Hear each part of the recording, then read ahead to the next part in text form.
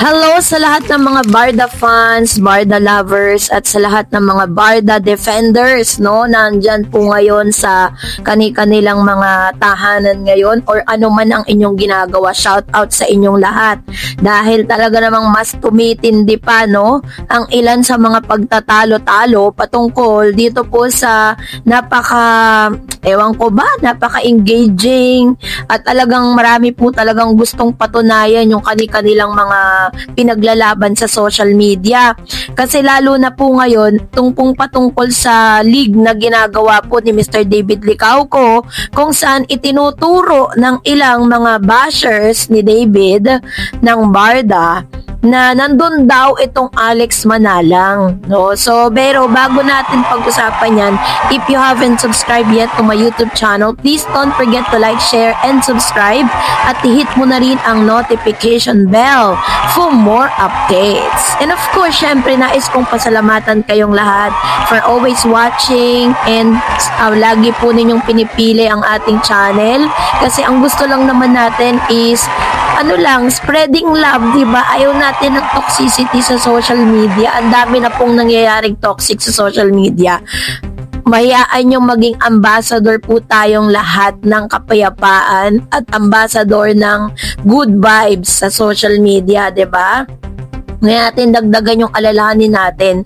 Basta ang pwede natin gawin ngayon is to support Miss Barbie Forteza and David Licauco sa kanilang mga solo era ngayon. Pero syempre, hindi pa rin maiiwasan yung mga isyong katulad nito. Katulad ngayon, nandun po ngayon si Mr. David Licauco sa league. No? Kumbaga, second day niya na po na naglalaro. At sa unang araw pa lang ng kanyang paglalaro, ang dami na pong nag-a-arouse na mga issue patungkol dito po sa nasabing allegedly or di umano na girlfriend daw nitong si Mr. David Licauco. So may mga videos po na nagkalat ngayon sa social media kung saan nadaanan. Tapos may babae lang na naka-black doon na medyo kasi yung pinakita, alam nyo po, pinakita nilang video dun sa Siargao na babae is different from this girl. No? So panoorin natin to. Ang wish ko lang sana wala siyang ayan, so nakalagay dyan, supportive girlfriend with Kenzie. Ayan, may kasama kasi si Kenzie dito, or yung Kenzie na kabarkada ni Mr. David Licauco na na girl, na itinuturong yun daw si Miss Alexandra Manalang na sinasabing taga Siargao, na sinasabi ng ilan na ito daw po ay ito daw po ay umuwi na ng Australia. Ang sabi nila, umuwi na ng Australia, tapos biglang nandito na naman sa Pilipinas. Ano ba talaga? So, meron pong babae doon, outside area, yung may arrow na yan. Yun daw si Alexandra Manalang, at yan din daw yung namataan na blurry photos na nakita doon, So, alam niyo, naawa ko dito sa girl na to. Wala siyang kamalay-malay. Pinagbibintangan siya ngayon na siya si Alexandra Manalang. Well, in fact, kung tutuusin, wala naman po talagang nakakakilala at wala naman po talagang wala pa naman pagkakakilanlan si Alexandra Manalang kasi masasabi pa rin talaga natin na siya po ay pwedeng gawa-gawa lang. Pwedeng yung kanyang account sa Instagram ay parang bashers made para lang masabi na meron pong ghost girlfriend si Mr. David Licauco. Pwede po yun eh. 'Di ba, nakakaawa lang yung girl na siya po ngayon na pinupulutan ng ilang suportado, ng supporters, no? Na parang tinuturo na siya si Alexandra Manalang kahit wala pa naman pagkakakilan lang si girl. So lagi pong tinuturo na nandun daw si girl sa unang araw parang yun yung kanyang naging suportang ipinakita kay Mr. David Licauco. 'Di ba? Samantalang nung tinanong si David Licauco ng isang neto pong Lion Here TV direct ng mga interviews, tinanong siya kung kamusta na sila ni Miss Barbie Forteza. At ito po yung sagot niya. Sabi niya, ayan, panoorin natin. Para naman at least may proof tayo. Dali, walang sounds. Ay, hindi pala yan yun.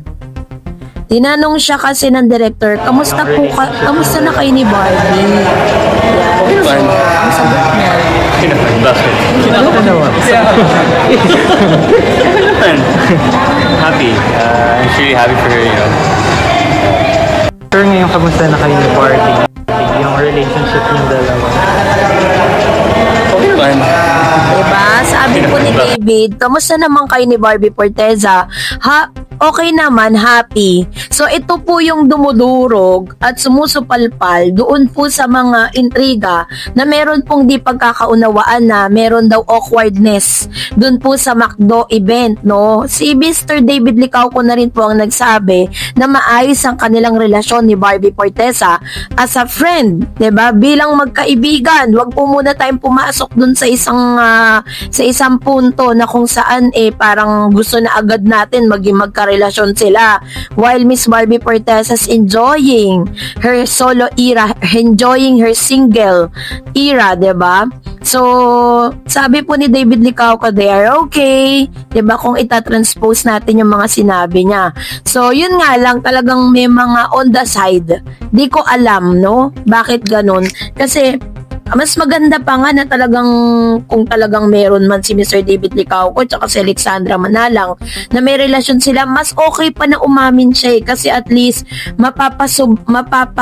natin, kumbaga parang mafa-fact check natin, 'di ba? Pero as of this moment, nakakaawa lang yung mga netizen na naniniwala na it was Alex Manalang, samantalang personally private po ang nakalagay dun sa account niya. Paano nyo nasasabi that it was Alex? 'Di ba? Wala naman pong yung picture, yung babae na nandoon sa video at saka yung picture na pinapakitang si Alex Manalang is a different people. So how can you sure that it was Alex Manalang? So yun po yung mga nakakapagtaka. May mga nagsasabi pang info na ayun nga, pagkatapos ng Siargao issue, umuwi na ng Australia. Tapos biglang-biglang ngayon nakikita na naman natin sa Pilipinas, hindi ganun ka hindi ganun ka kamura ang expenses kapag galing ka ng ibang bansa tapos babalik ka ng 'di ba? Parang syunga-syunga naman ni Alex Manalang para po magpabalik-balik. So, yun yung parang nakikita kong medyo merong pong loopholes So, yun yung dapat nating alamin. Pero as of this moment, we cannot conclude that it was Alex Manalang na nandoon po sa court.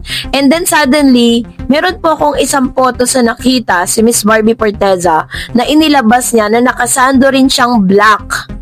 Nasa car siya. Hindi ko po alam kung saan siya papunta. Hindi ko po ina-assume na papunta siya ng court kasi nobody here or kahit sino pa man sa atin na makapagsasabi that it was Barbie Forteza sa blurry photos kasi blurred siya Pero kung i-compare mo yung photos no blurred tsaka yung litrato ni Miss Barbie Forteza na malinaw, dun pa lang po sa bobcat haircut, dun pa lang po makikita natin that it was Barbie Forteza. Nakasando siya ng black, maputi yung girl at nakapants, no? So nakita natin dun. So kaya po talagang nagko-conclude tayo, it was Barbie. Pero as of this moment, syempre, panay pa rin ang tanggi at panay, hindi pa rin ma-accept ng ilang mga bashers ng Barda na si Barbie Forteza yun. Katulad na sinabi ko po sa inyo, magpunta man si Barbie Forteza sa court, wala namang magagalit.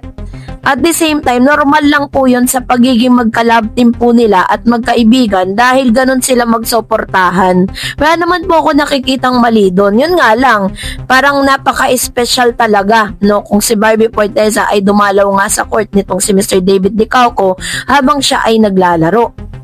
Kaso nga lang, yun yung isang bagay na hindi matanggap ng mga bashers, 'di ba? So, ang tangi lang natin pwedeng gawin is mag-imbestiga lang tayo, 'di ba? Huwag tayo masyadong magpapa-apekto sa mga news na kumakalat ngayon, not unless David Licauco ang umamin mismo sa publiko that he already has a girlfriend, no? At siya na rin po mismo ang magsabi na talagang in a relationship na siya.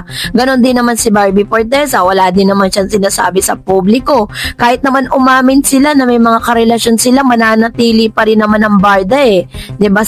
Wala pa rin naman makapapantay sa love team po nila. So, kaya naman let's spread love. Lagi kong sinasabi yan. Ayoko ng toxic. 'Diba? So, hayaan natin na manatili yung kapayapaan sa puso natin. So, peace be with you. So, that's it for today. For more videos and updates, please don't forget to like,